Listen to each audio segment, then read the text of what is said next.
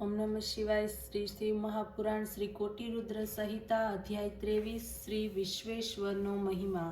સુતજી બોલ્યા, હે મુનિઓ, હવે શ્રી કાશીમાં સ્થિત અવિમુક્ત શિવલિંગનો મહિમા આપને સંભળાવું છું.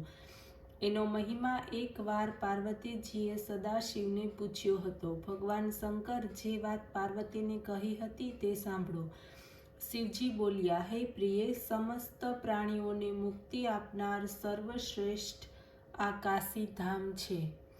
એ મારું જ સ્થાન છે. અહીં જ સિદ્ધ પુરુષો આવીને મારા નિયમોનું આચરણ કરતા મારા અનેક રૂપનું વર્ણન કરે છે. હે કલ્યાણી, મારા ભક્ત તથા જ્ઞાની માણસો અન્ય તીર્થો ઉપર જાય કે ન જાય, પરંતુ કાશી તો બંનેને મોક્ષ આપનાર છે. તે ક્યાંય પણ મૃત્યુને પ્રાપ્ત કરે, પરંતુ તેમને માટે મુક્તિ તો સિદ્ધ જ છે. આ પવિત્ર ક્ષેત્રનો મહિમા હે પાર્વતી સાંભળો. આ પુરીમાં કોઈ પણ અવસ્થામાં મનુષ્યનું મૃત્યુ થાય અને મોક્ષની પ્રાપ્તિ થાય છે. સ્ત્રી શુદ્ધ હોય કે અશુદ્ધ, સાધ્વી હોય કે વિધવા, વંધ્યા હોય કે રજસ્વલા, કન્યા હોય કે પ્રસૂતા, એવી સંસ્કાર રહિતની પણ મુક્તિ થઈ જાય છે. તે કેવળ આ ક્ષેત્રમાં આવીને મૃત્યુને આધીન થાય તે જ પૂરતું છે. અહીં ઉત્તમ જાતિ, વર્ણ, જ્ઞાન, કર્મ, દાનનો સંસ્કાર, સ્મરણ, મારું ભજન, પૂજન વગેરે કોઈને કશાની પણ આવશ્યકતા નથી. એમાં તો માત્ર અહીં મૃત્યુને જ પ્રાપ્ત થવું તે જ પર્યાપ્ત છે. મુક્તિનો તો તેને માટે સ્વત સિદ્ધ જ છે. હે ઉમા, આ મારું કાશીધામ અત્યંત ગોપ્ય છે. બ્રહ્મા, વિષ્ણુ વગેરે દેવતા પણ એનો મહિમા જાણી શકતા નથી. જે મુક્તિને માટે યોગીઓ અનેક જન્મને પ્રાપ્ત કરીને તપસ્યા કરે છે, તે મુક્તિ અહીં માત્ર શરીરનો ત્યાગ કરવાથી મળે છે. પ્રાણી કોઈ પણ પ્રકારનું યોગ્ય અયોગ્ય કર્મ કરીને પાપ કર્યો કરનાર કેમ ન હોય, અધર્મી કેમ ન હોય, આ પુરીમાં મૃત્યુ દ્વારા એનું આવાગમન છૂટી જાય છે. જે વિચારપૂર્વક ભક્તિ શ્રદ્ધાથી અહીં આવી રહીને મારું શિવજીનું ધ્યાન કરતો થાય, અર્ચન, સ્મરણ તેમજ તપ કરે, એના પુણ્યનો મહિમા તો હે કલ્યાણી હું કહી શકું તેમ નથી. તે તો મારા સ્વરૂપમાં જ લય પામે છે. આ તીર્થ સર્વને મુક્તિ આપે છે. જો પાપીઓ અહીં મૃત્યુને પ્રાપ્ત ન કરે તો તેમને પોતાના કર્મ અનુસાર કેટલાય જન્મ લેવા પડે.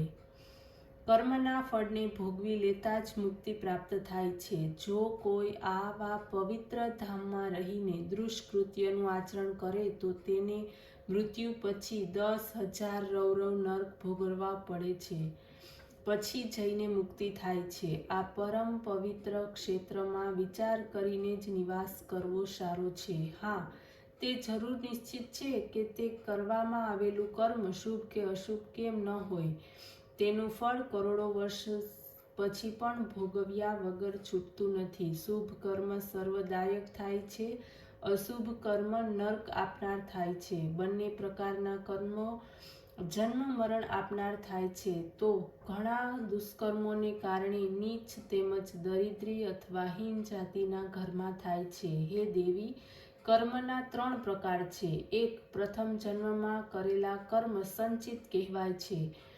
2. ચાલુ જન્મમાં કર્મો ક્રિયમાણ થાય છે. 3. આ બંનેના ફળ સ્વરૂપે જે આ શરીરથી ભોગવાઈ રહ્યા છે એને પ્રારબ્ધ કર્યો કહેવામાં આવે છે. એમાં સંચિત તથા ક્રિયમાણ કર્મો તો દાનાદિક કર્મોથી નાશ પામે છે. પ્રારબ્ધ કર્મનો નાશ ભોગવ્યા વગર થતો નથી. સંચિત ક્રિયામણ કર્મ કાશીપુરી સિવાય અન્ય કોઈ પણ ક્ષેત્રમાં નાશ પામતા નથી. જે મનુષ્યોએ પ્રથમ જન્મમાં વિચારપૂર્વક કાશીવાસ કર્યો છે તેઓ બીજા જન્મે કાશીમાં શરીરનો ત્યાગ કરે છે, બીજા કોઈ પણ નહીં. કાશીપુરીમાં ગંગા સ્નાન જ સંચિત તથા ક્રિયમાણ કર્મોનો નાશક છે. પ્રારબ્ધ કર્મ કાશીમાં જ રહીને મૃત્યુ પ્રાપ્ત થતાં તરત જ તેનો નાશ થાય છે.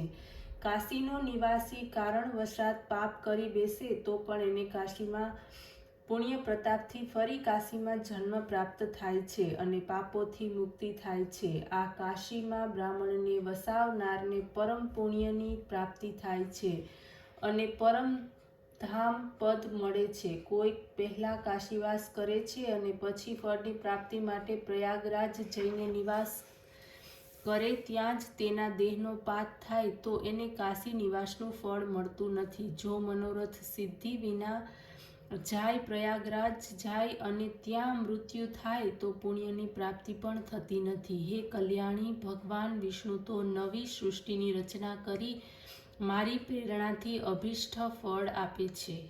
ઓમ નમઃ શિવાય.